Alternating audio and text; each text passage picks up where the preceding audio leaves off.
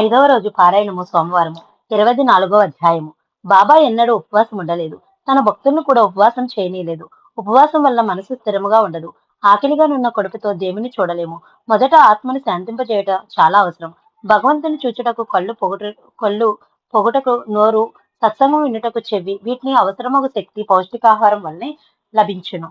అందువలన బాబా ఉపవాసమును అంగీకరించడు వాడు కాదు. గోఖలే భార్య ఉపవాసము. ఈమె దాదా కేల్కర్ కు తెలిసిన వారి ద్వారా షిర్డీకి వచ్చినది. అందుచే వారి ఇంటిలో ఉండెను. ఉపవసించి 3 రోజులు బాబా సమక్షంలో ఉండవలనని తలచినది. ఆమెతో బాబా ఉపవాసం ఉండవలసిన అవసరం లేదమ్మా. మన దాదాపట్టు ఇంటికి వెళ్లి బొబ్బట్లు వండి అతని పిల్లలకు పెట్టి నువ్వు కూడా కడుపు నిండా తినమని చెప్పాను. దాదాపట్టు భార్య ఇంట్లోనికి వెళ్ళటకు వీలు లేని స్థితిలో నడుచే ఈ సలహా సమయోచితంగా ఉండెను. బాబా సలహా ప్రకారం ఆమె బొబ్బట్లు చేసి ఇంటివారికి పెట్టి తాను తినను. ఉపవాసం కేవలం జీర్ణశక్తిని బాగు చేసుకునే ఒక భౌతిక ప్రక్రియ గాని, దాని వలన పుణ్యం వస్తుందనుకోవడం పొరపాటే. పుణ్యం సంగతి ఎలా ఉన్నా ఉపవాసం ఉన్న రోజు నీరసంగా ఉండడం వలన రోజు చేసుకునే పనులే సరిగ్గా చేసుకోలేము. బాబా పూజ చేయ భక్తులు టైము ప్రకారం ఆహారం తీసుకున్న తర్వాతే పూజ చేసుకుని వచ్చును. శ్యామ సప్తశృంగి ముక్కు. నాసిక్ జిల్లాలో గల వని అనే ఊరిలో ప్రసిద్ధిగాంచిన సప్తశృంగి దేవాలయం కలదు.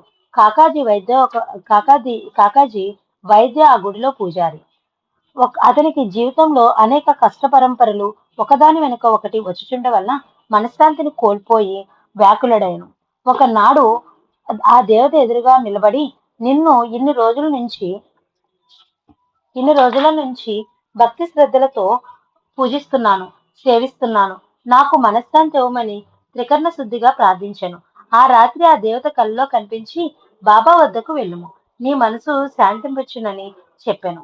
బాబా అనగా త్రయంబకేశ్వరంలో గల శివుడే ఉండవచ్చునని భావనతో అక్కడకు వెళ్లి 10 రోజులు భక్తి శ్రద్ధలతో పూజాది కార్యక్రమాలను నిర్వహించగా మనసు శాంతి నందక తిరిగి తన ఊరికి వచ్చి మరలా దేవతను వేడుకొనగా ఆమె స్వప్నంలో నువ్వు అనవసరంగా త్రయంబకేశ్వరంకు వెళ్ళితివి. బాబా అనగా షిరిడి సాయిబాబా అని చెప్పాను.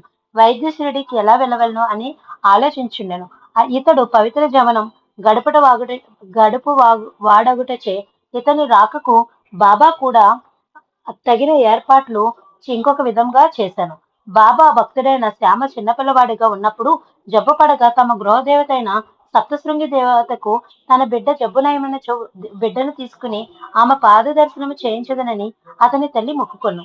కొన్నాళ్ల తర్వాత ఆమె కుచముల